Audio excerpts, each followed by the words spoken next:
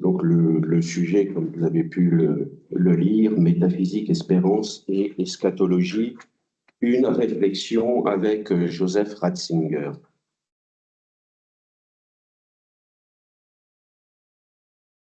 Il y a une phrase qui me semble pertinente et toujours d'actualité, qu'affirmait Benoît Ratzinger, notamment dans les principes de la théologie catholique. L'histoire devient toujours un problème pour l'homme lorsqu'une réalité historique se trouve en crise, et c'est notre situation aujourd'hui. Beaucoup de nos contemporains, et particulièrement pour les élèves que je côtoie, la grande question, c'est pouvons-nous espérer un monde meilleur aujourd'hui? Où va le monde dans une période de crise où la désespérance peut être le signe d'une vie considérée comme absurde et dans laquelle nous ne pourrions rien espérer de l'homme lui-même et de la vie? Et de façon assez générale, on constate ce jugement. Nous assistons, dit-on, au retour de l'histoire et de son aspect tragique. La fin de l'histoire promise par Fukuyama semble derrière nous. La violence, la guerre menacent l'existence même de l'homme, voire même son possible anéantissement. Je passe sur les différentes thèses de la collapsologie, du décadentisme ou bien du déclinisme. Donc tout se passe comme si l'humanité ne sait plus où trouver un salut, et l'histoire devient donc menaçante. Je me rappelle d'un ouvrage de Rémi Brague qu'il avait écrit en 2011, « Les encres dans le ciel », c'est le titre, l'infrastructure métaphysique. Et donc, dans la crise du sens, la crise de l'histoire que nous traversons, l'homme a besoin d'encre dans le ciel. Il écrit « Le temps serait à nouveau venu d'une métaphysique forte qui puisse être l'infrastructure indispensable de la continuation de la vie des hommes. » Et il ajoute « Si le ciel est vide, qu'est-ce que voudra dire aimer la vie? Non pas aimer vivre, aimer ma vie, mais véritablement aimer la vie. » D'où mon interrogation, mais est-il si certain que la métaphysique à elle seule puisse redonner sens à l'existence et donner aux hommes une espérance, sachant que la métaphysique apparaît comme non historique, au-dessus du temps, et semble mettre entre parenthèses donc l'historicité de la condition humaine? Joseph Ratzinger, si j'ai bien compris sa pensée, montre dans toute sa théologie de l'histoire la nécessité de la dimension historique de l'eschatologie, et que l'espérance n'a pleinement son sens que dans la dimension biblique et historique de la foi. Jésus-Christ est non seulement un fait, mais un événement. Nous pouvons synthétiser la pensée de la manière suivante: la différence entre la métaphysique et la révélation est l'événement historique de la résurrection qui donne justement toute la dimension à l'espérance. Donc si nous avons à penser la métaphysique, il sera difficile de penser la métaphysique seule, dans sa propre autonomie. Donc je vais développer cela en 3 points. Premier point, la crise de la métaphysique et de l'espérance. La question qui revient assez régulièrement chez Ratzinger, c'est la question du positivisme et de la technocratie. Dans une deuxième partie, une réflexion sur métaphysique, foi et espérance, de laquelle on va déboucher sur un 3e point, les conséquences anthropologiques et philosophiques de la réflexion, la question de l'existence. On verra dans quel sens ici Ratzinger l'emploie, la question de l'existence par rapport à l'espérance. Il y a une critique de la modernité chez Ratzinger qui est assez systématique dans beaucoup de ses ouvrages, y compris dans son encyclique Spes à lui. La critique est que l'espérance de la modernité est dans l'immanence de l'histoire, de laquelle, par l'action humaine de la technique et de la science, doit surgir l'espérance humaine et même le sens de l'histoire. Donc l'eschatologie moderne est une espérance en le pouvoir humain de résoudre la question de l'existence, du mal, de la souffrance par le développement de la raison technicienne qui doit réaliser le bonheur humain. Mais cette vision immanentiste de l'histoire met en prise la question de la vérité pour la substituer, si je puis dire, à l'objectivité, c'est-à-dire à l'expérimentation, l'observation et l'efficacité. Ici, pour l'exposer, je m'appuierai essentiellement dans cette partie sur ce bel ouvrage qu'il faut absolument lire, me semble-t-il, La foi chrétienne hier, aujourd'hui, qui est publié, voilà, qui est publié par, j'ai un trou, mais qui est publié, ça coûte pas cher, ce qui est publié en édition de poche. En tout cas, à l'origine, c'était l'introduction au christianisme. En tout cas, une crise métaphysique et ontologique s'ouvre par un renversement de perspective sur le réel. Cette opposition ouvre une crise de la vérité. L'origine philosophique, pour Benoît XVI, dans Spes à lui et aussi dans d'autres ouvrages, c'est Francis Bacon et non pas Descartes, comme on pourrait le croire. Voilà ce qu'écrit Ratzinger au numéro 16 de Spes à lui. Cependant, sur quoi s'enracine ce tournant d'une époque?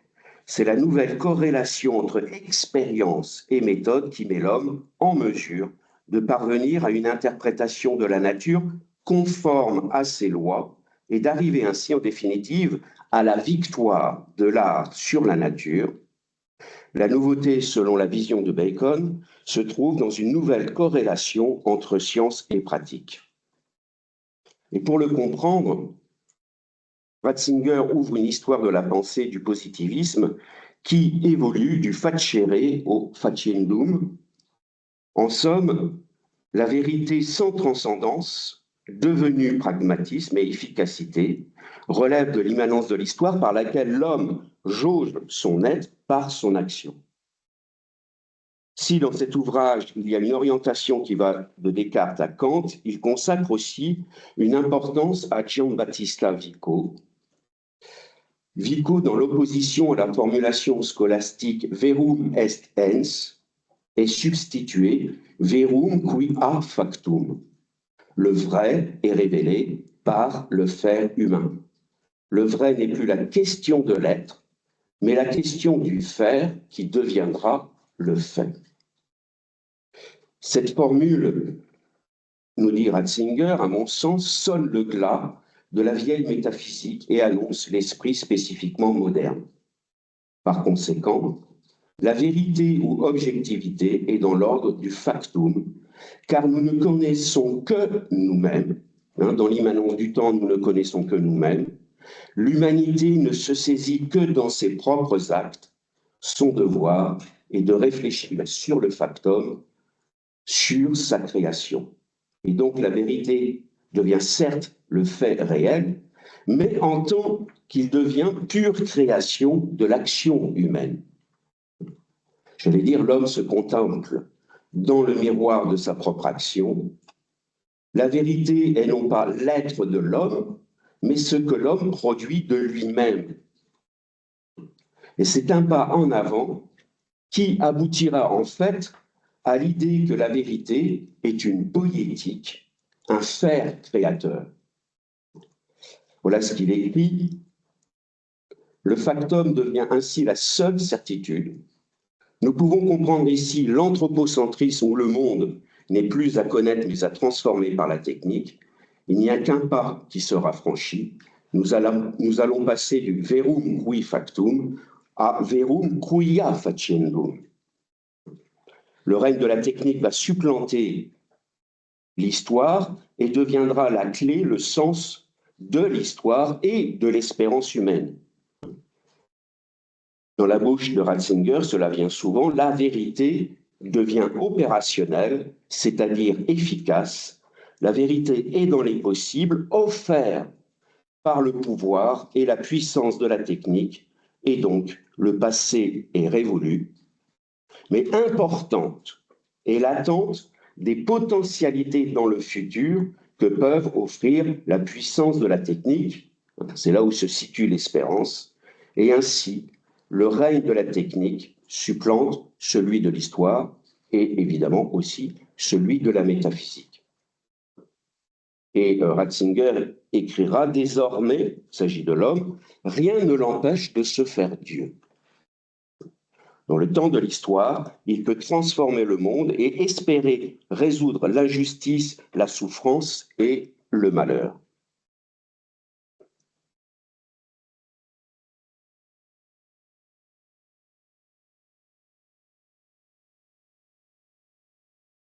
Pour conclure ce passage, vous l'avez compris, la vérité devient la technique, l'opérationnel, l'efficace, pour résoudre les drames de la condition humaine. La métaphysique de l'être et ses conséquences morales ne sont plus le centre de l'explication du monde. La vérité devient une poétique et ne doit être que le fruit de la productivité humaine déployant ses possibles dans le futur. C'est dans ces possibles que se situe l'espérance. La théologie, comme la philosophie d'ailleurs, se doivent de présenter une conception politique du salut afin de répondre à ce nouveau défi posé par la société moderne. En tout cas, l'espérance dans le domaine de l'existence se doit d'être un projet efficace pour transformer le monde et la vie. Terminer avec Ratzinger, le savoir opérationnel ne se préoccupe pas de l'en-soi des choses, mais uniquement de leur utilité pour nous. La transposition du problème de l'être sur le plan du factum et du fatiendum a nécessairement entraîné un changement radical du concept de la vérité elle-même. À la vérité de l'être en soi, c'est substituer l'utilité des choses pour nous, confirmée par la vérité des résultats. Il faut reconnaître que seule cette vérité-là se prête à notre vérification, à laquelle l'être lui-même se dérobe. Venons-en maintenant à notre deuxième point. Donc si nous reprenons le fil directeur, l'espérance, qu'il vaudrait mieux appeler espoir moderne, est dans l'oubli de l'être et du sens métaphysique de l'existence, mettant en crise la question de la vérité.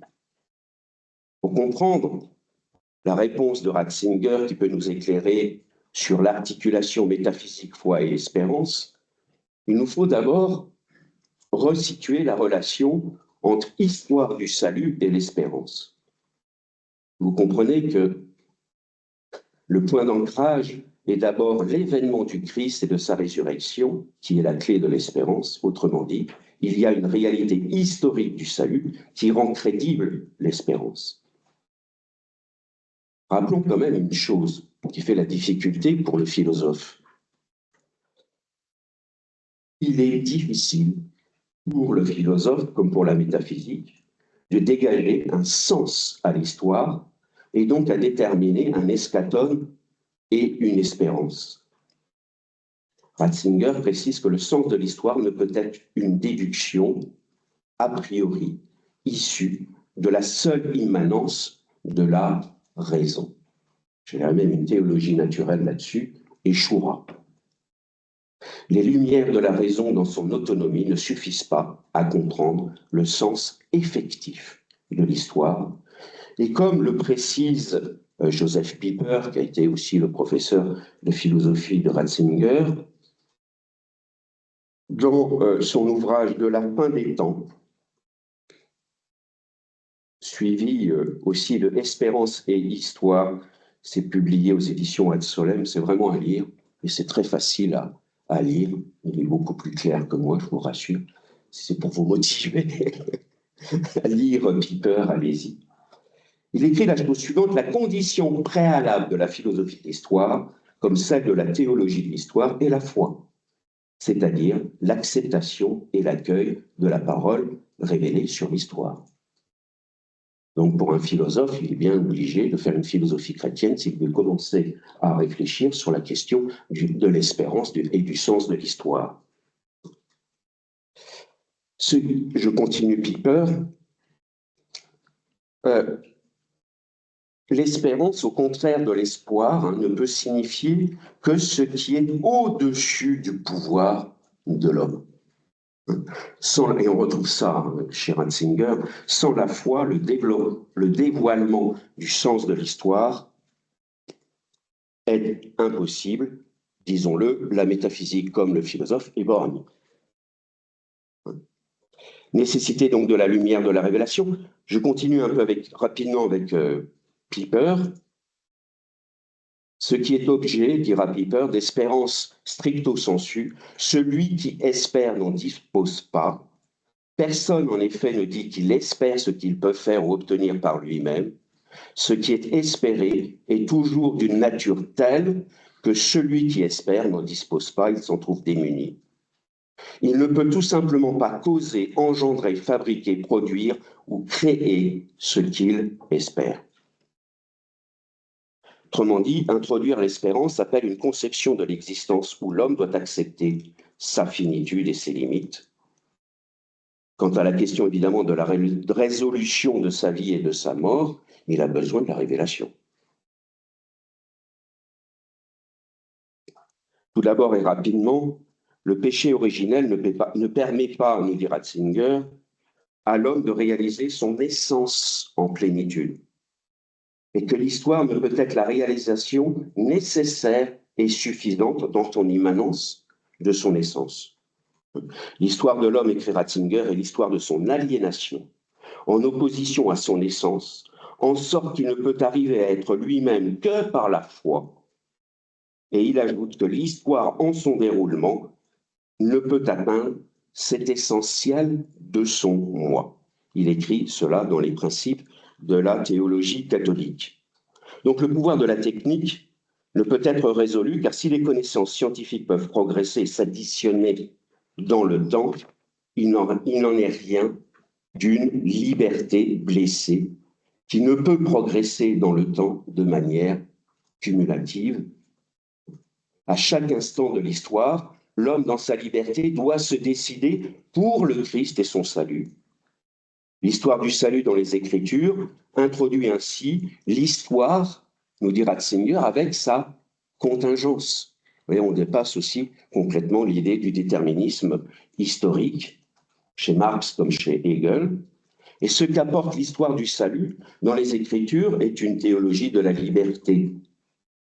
Je cite: la personne de Jésus-Christ comme avènement de la nouveauté et de l'imprévisible est alors l'expression centrale de cette liberté et devient par là la figure centrale de l'histoire en général.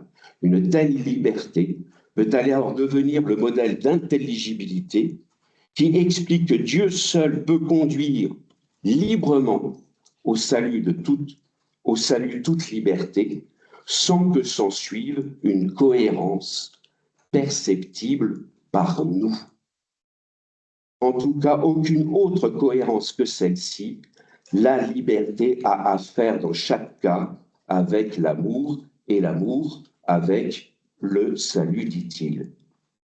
Donc l'espérance n'implique pas une conception déterministe de l'histoire qui exclurait la liberté au profit d'un développement logique et nécessaire, disons-le, d'une ontologie. L'histoire n'est pas le déroulement mécanique, logique d'une essence humaine.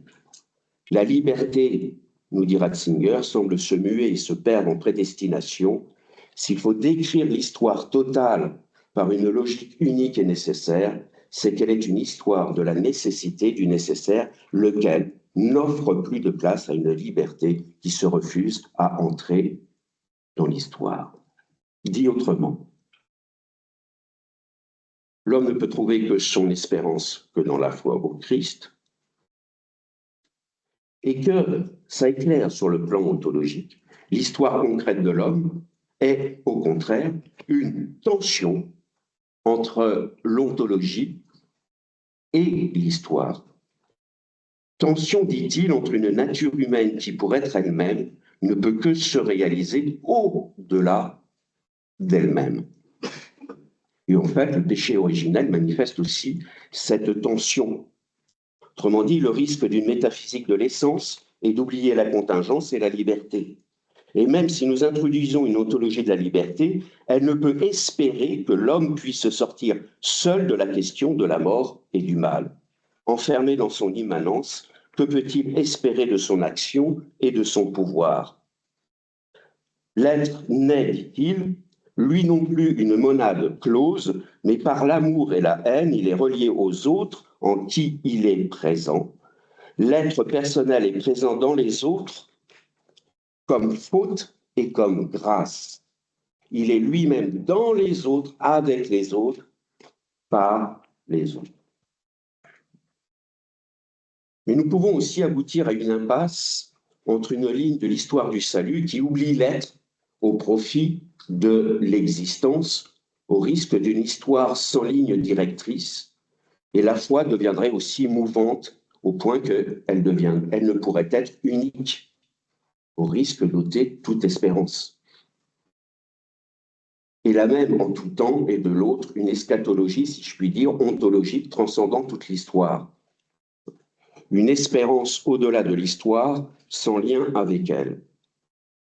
Le chapitre 4 des principes de la théologie catholique est assez éclairant dans la tentative de résoudre cette aporie. La foi, qui est la substance des choses que l'on espère, s'appuie sur l'événement de la résurrection et l'événement de la croix, mais elle n'a le droit d'être théologie de la croix que comme une théologie de la résurrection.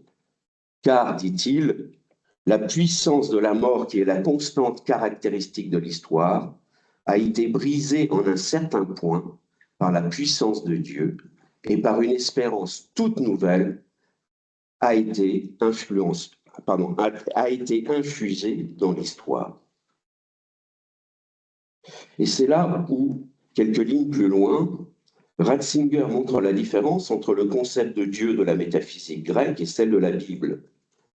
Le concept grec, Dieu est immuable, mais, dit-il, n'est agissant en aucune façon. Le Dieu grec est d'une certaine manière hors de l'histoire et il est tourné vers lui-même sans relation avec l'être mouvant. À l'opposé, dit-il, le Dieu biblique est non moins essentiel d'être en relation et d'agir. Il s'avère encore une fois que Dieu n'est pas simplement en dehors du temps et son être ne nous est pas accessible autrement que dans son agir. Par conséquent, la résurrection devient l'agir eschatologique de Dieu, c'est-à-dire qu'il est à la fois au-dessus et dans l'histoire. D'un côté, il appartient à la totalité d'être eschatologique, c'est-à-dire d'être au-dessus de l'histoire, mais elle est aussi en contact avec l'histoire et ancrée en elle. Et donc l'espérance chez Ratzinger se joue à ce niveau. C'est entre le déjà réalisé et pas encore pleinement réalisé.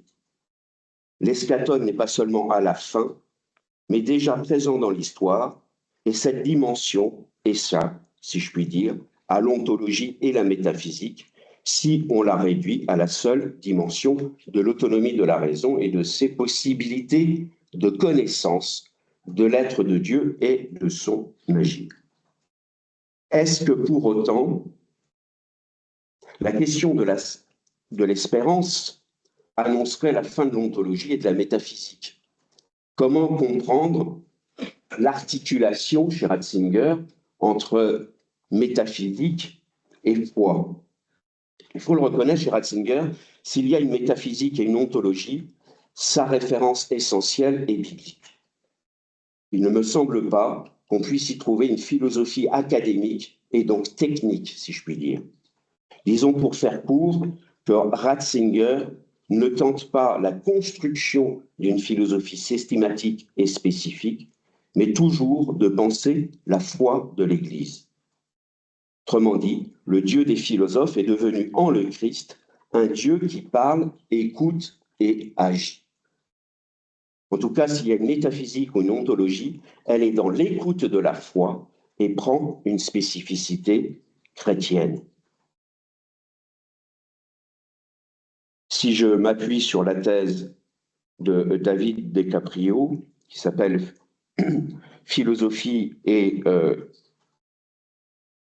théologie et philosophie dans la pensée de Joseph Ratzinger, il y est démontré chez Ratzinger irréfutabilité du rapport circulaire entre rationalité philosophique et rationalité théologique.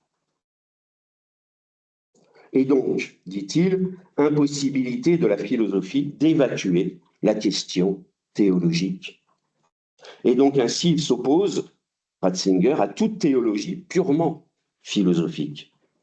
Il résume la chose ainsi, là je parle de David DeCaprio sur la doctrine de Ratzinger, toute théologie purement, l'eschatologie n'est pas associée nécessairement à une philosophie de l'histoire, mais bien à l'ontologie, tout en considérant que la clé de voûte reste la notion de Dieu qui reçoit sa forme concrète dans la christologie.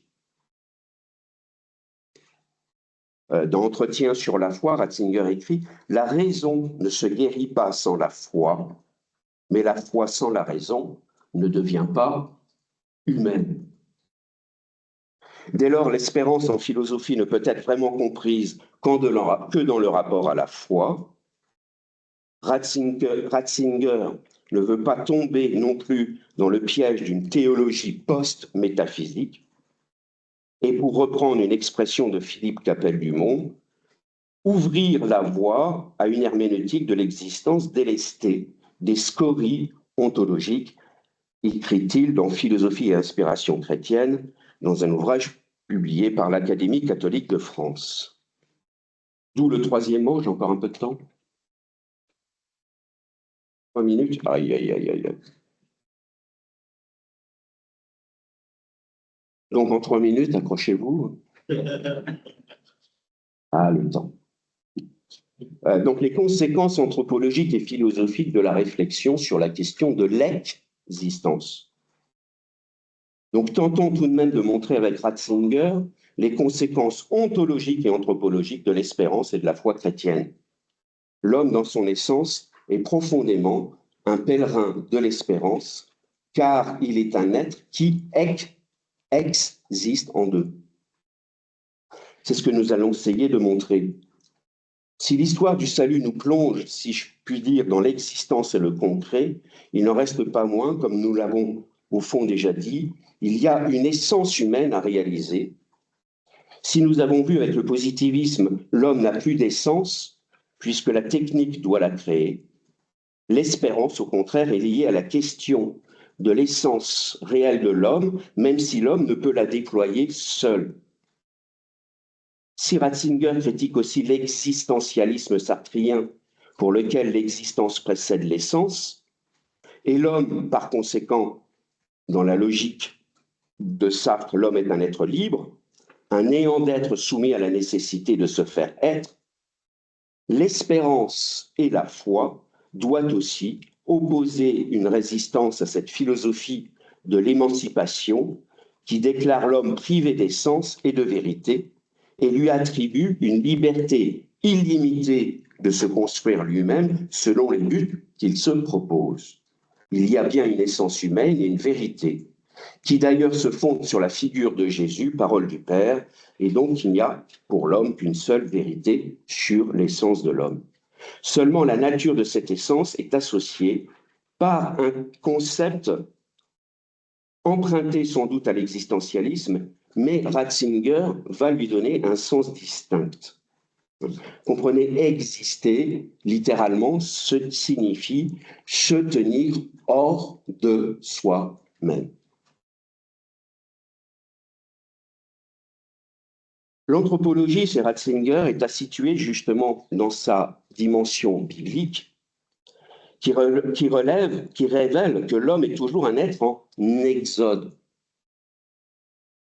Et cela signifie le refus de l'isolement de l'homme et que l'humanité ne peut parvenir à elle-même qu'en se dépassant, exister, aller au-delà de soi. Et donc s'orienter, dit-il, vers l'avenir et donc vers une réalisation qui n'est pas encore. La Bible est ainsi faite de chemins par lesquels l'homme est en mouvement. Mais aussi Dieu lui-même existe dans ce sens-là, en son Fils Jésus-Christ, qui va, dit-il, dans un amour radical, qui va jusqu'à l'exode total hors de soi-même, à la sortie de soi, pour aller aux autres jusqu'au don radical dans la mort. Par conséquent, cela montre comment la théologie de la résurrection rassemble en elle toute l'histoire du salut et la concentre sur sa signification relative à l'existence, en sorte qu'elle en vient à être, au sens tout à fait littéral du terme, une théologie de l'existence, de l'existéré, de cet exode de l'homme hors de soi, par lequel seul il peut se trouver lui-même. Mais, dit-il, dans ce mouvement de l'existéré, la foi et l'amour viennent finalement se fondre l'un dans l'autre. L'un et l'autre signifient profondément cet cet appel au dépassement et au sacrifice de soi, qui est la loi fondamentale de l'histoire de l'Alliance, et par là, la loi fondamentale de toute existence humaine. Pour conclure, dès lors l'espérance joue pleinement, car l'homme n'a son en soi qu'en dehors d'elle, et qui ne se trouve en son vrai centre que dans l'existéré hors de soi. C'est l'axe de l'histoire qui nous porte. Et vous le comprenez, l'axe de l'existence est l'amour. L'être de l'homme trouve sa pleine résolution dans, nous dit Ratzinger, l'unité complexe que crée l'exode de l'amour. Exode qui implique l'espérance, tant que ce n'est pas pleinement accompli. Et l'on comprend aussi pourquoi l'agapé résout le besoin de l'éros de se réaliser. Et là, j'ai plus le temps. Il y a ainsi, pour faire court, trois mots-clés de l'espérance: amour, amour-extase, exode, existence, qui sont ouverts par la foi et le besoin nécessaire de se trouver dans l'autre. Et on pourrait aller plus loin, jusqu'à une cosmologie qui fait entrer une ontologie de l'amour, mais cela supposerait un peu plus de temps. Parce qu'il y a cette idée-là aussi chez Ratzinger, et je m'arrête là.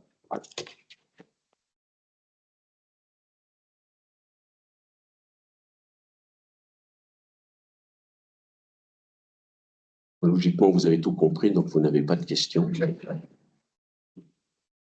Le problème, c'est que moi-même, je n'ai pas encore tout compris, mais je progresse. Je suis sur le chemin de l'Exode.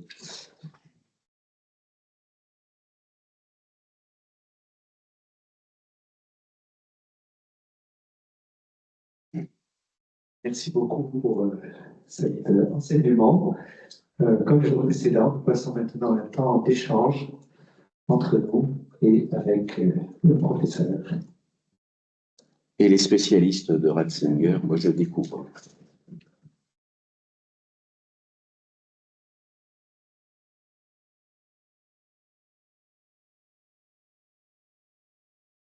Et vous avez manifesté pendant tout votre exposé le mot liberté. Et ça me faisait penser que peut-être aujourd'hui, si on parle de liberté, on a une espèce de définition qui est différente. Pourquoi? Parce que normalement, aujourd'hui, je peux dire qu'on commet l'erreur de confondre liberté avec libertinage ou libre arbitre. Donc, ce que vous avez dit par rapport qu'il faut être libre pour entrer dans l'histoire, parce qu'à travers l'histoire, on entre dans ce salut que le Christ veut nous donner, ou Dieu veut nous donner. Est-ce que vous pensez que si on arriverait à mettre en place ces deux conceptions différentes, ça pourrait changer la conception que nous avons aujourd'hui dans le monde sur la liberté?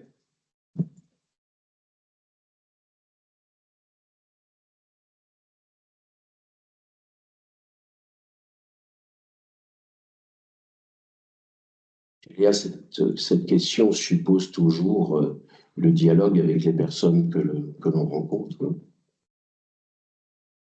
À travers leur propre chemin, qu'on peut aussi, leur propre chemin de vie, qu'on peut les ouvrir à une conception plus authentique et responsable de la liberté.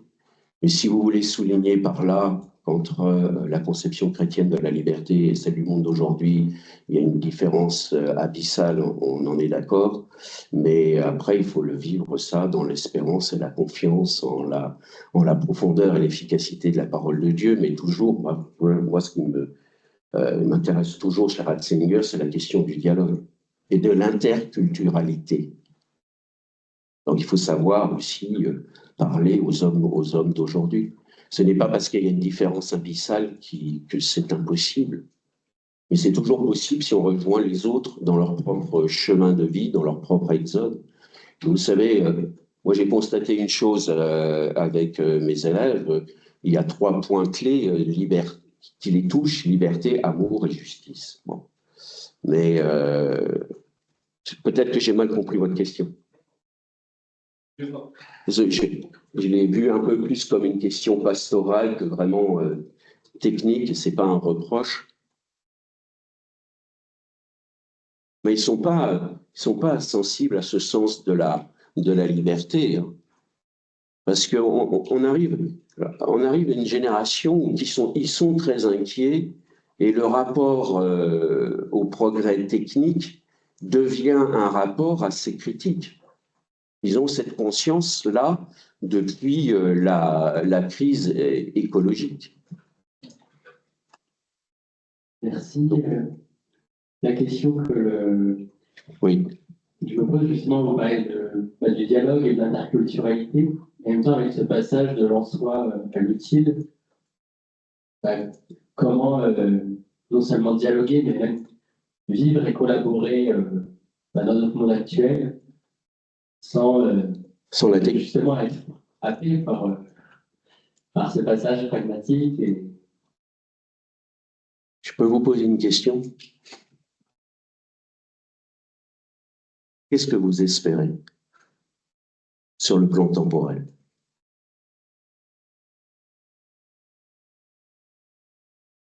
Ce n'est pas une question piège, mais j'allais dire, on est en chemin, on est en exode, il faut aussi accepter que l'on rencontrera toujours l'épreuve, la souffrance et le mal.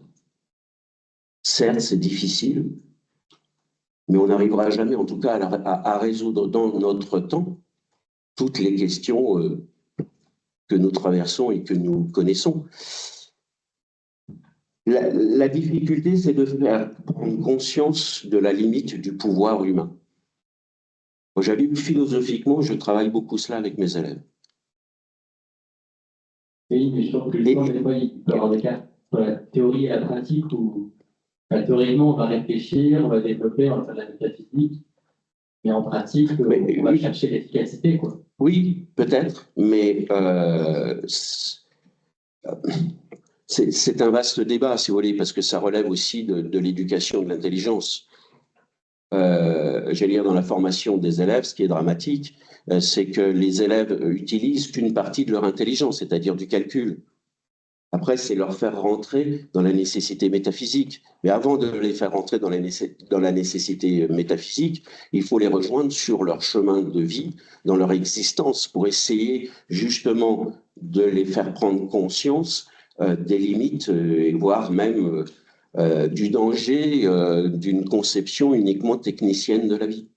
Mais peut-être que je me trompe, mais il me semble qu'aujourd'hui, on a une opportunité pour les chrétiens. La crise écologique suppose une transition de civilisation et donc aussi un changement de vie. Et c'est de les ouvrir. Je sais que c'est théorique, mais parce que tout ça, c'est le fruit d'un dialogue et d'un long chemin. Mais la question, pour essayer de les éclairer, que l'homme trouve sa pleine réalité dans l'autre, c'est le chemin de l'amour et c'est aussi le chemin de l'espérance dans un acte de confiance et de foi. Et que de toute façon, il me semble que si on espère uniquement une sorte d'apologétique qui se fonde que sur la raison, on est bloqué. Moi, je crois que ce qui est important, enfin, c'était ma méditation de cet été, c'est qu'il faut toujours penser ce problème dans la circularité, foi et raison, espérance, etc. Je ne sais pas si j'ai répondu à votre question. Vous le savez, l'art d'un professeur, c'est de parler longuement pour faire oublier la question. J'ai une longue expérience là-dessus. Merci Jean-Luc pour ton exposé et pour ce que tu viens d'évoquer, que tu as mentionné en conclusion. Je relève la belle formule d'écrire l'espérance comme exode de l'amour. Et ça rejoint une thématique qu'on a évoquée dans les jours précédents, le lien entre espérance et amour.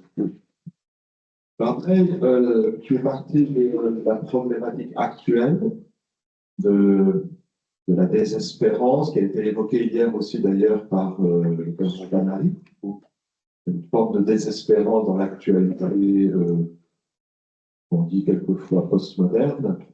Alors il y a aussi peut-être la question qui est très présente chez Joseph Pieper, comme chez Joseph Ratzinger, de la sécularisation de l'espérance, notamment au XIXe siècle sous l'influence du développement des sciences humaines, historiques, sociales et de grandes philosophies. L'une des 4 questions fondamentales de Kant, c'est que puis-je espérer? Et le résultat, est-ce que tu peux dire un petit peu quelque chose sur cette problématique aussi, dont nous ne sommes peut-être pas sortis, de la sécularisation de l'espérance du point de vue philosophique? Alors le problème que tu poses, je ne suis pas certain que dans la conscience, c'est Kant qui, dans la conscience contemporaine, c'est Kant qui domine. C'est vrai, il y a cette espérance kantienne naïve que le progrès moral suit le progrès technique. Mais je ne suis pas certain que ça soit Kant qui soit vraiment dans l'esprit de nos contemporains.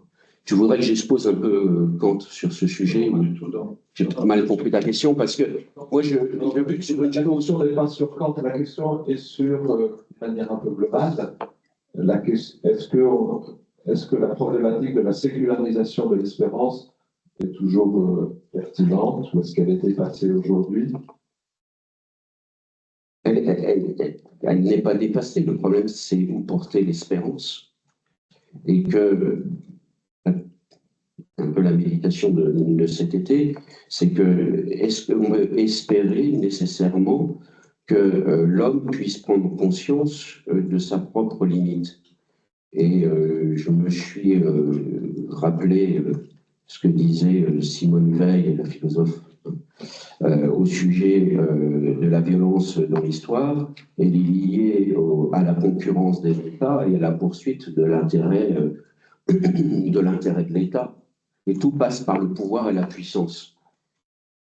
Donc là, c'est mon grand point, si je puis dire, d'un point de vue humain de désespérance, c'est que cette concurrence entre les États amènera toujours une escalade du pouvoir et de la puissance, et donc d'une espérance politique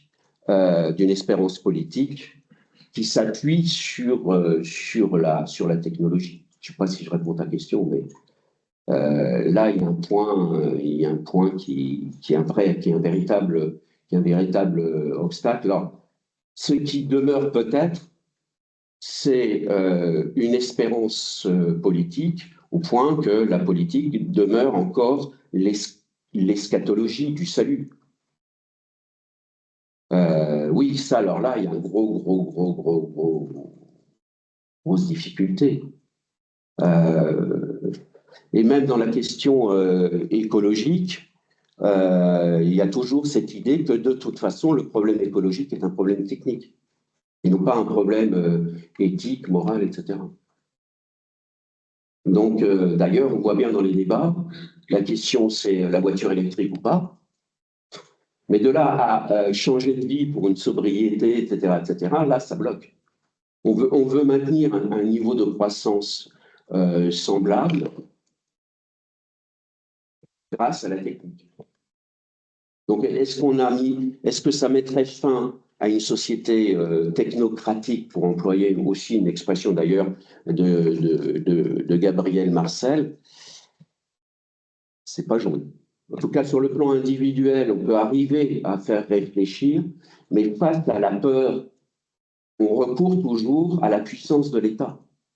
Et donc, l'espérance se situe toujours au niveau de l'État et ou de la politique. Donc, l'État et la politique restent et demeurent, finalement, depuis la modernité, l'eschatologie de l'histoire et l'eschatologie du seul. Donc, en fait, rentrer dans l'espérance, c'est accepter que dans notre temps, c'est une vision augustinienne chez Ratzinger, mais je pense qu'il a raison, c'est que le politique ne résoudra jamais la question du mal, la question de la souffrance. Elle peut aider ou participer, mais certainement pas être la solution. Or, dès qu'il y a un problème, on pense solution politique, mais on ne pense pas à la solution spirituelle. Ça me fait penser à la question du Covid-19, par exemple. La solution, elle était technique. On a mis à part toute la question métaphysique et spirituelle face à la question de la mort. Qui n'espérait pas le vaccin, le super vaccin, qui allait enfin nous libérer de toute contamination. Je ne sais pas si j'ai répondu à ta question.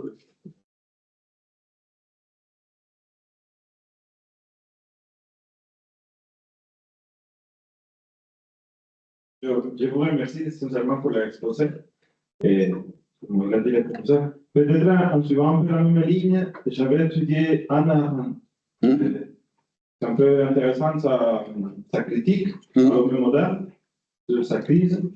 Et moi, ce qui était en train de réfléchir, c'est le concept de l'histoire. Il réfléchit et il dit, parce que, disons, elle est juive dans ce temps-là, où on critique non, l'histoire juive.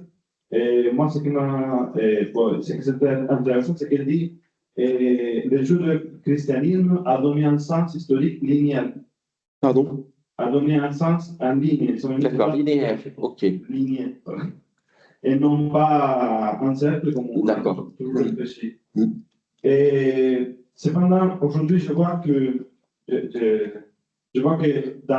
surtout entre les jeunes, cette histoire de que il y a une ligne, c'est pas facile d'accepter.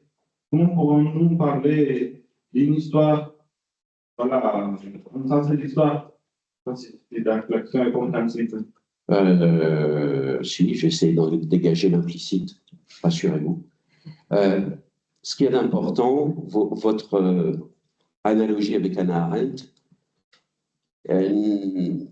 j'y ai pensé en relisant Ratzinger, et notamment sur son ouvrage sur les origines du totalitarisme. C'est que dans une idéologie, l'idée se réalise nécessairement dans l'histoire. D'ailleurs, l'histoire n'est que le processus de l'idée. Et le fait, c'est pas du tout dans la pensée, évidemment, c'est pas une pensée chrétienne, c'est pas aussi une pensée chez Ratzinger. Il y a une analogie parce que Hannah Arendt a la conscience de la différence entre l'idée et l'histoire. L'idée manifestant un idéal, une perfection, mais l'histoire, évidemment, porte sa contingence. Et ça, c'est la différence avec l'idéologie. Et j'ai enfin compris pourquoi, pardon, mais que Ratzinger était plus platonicien.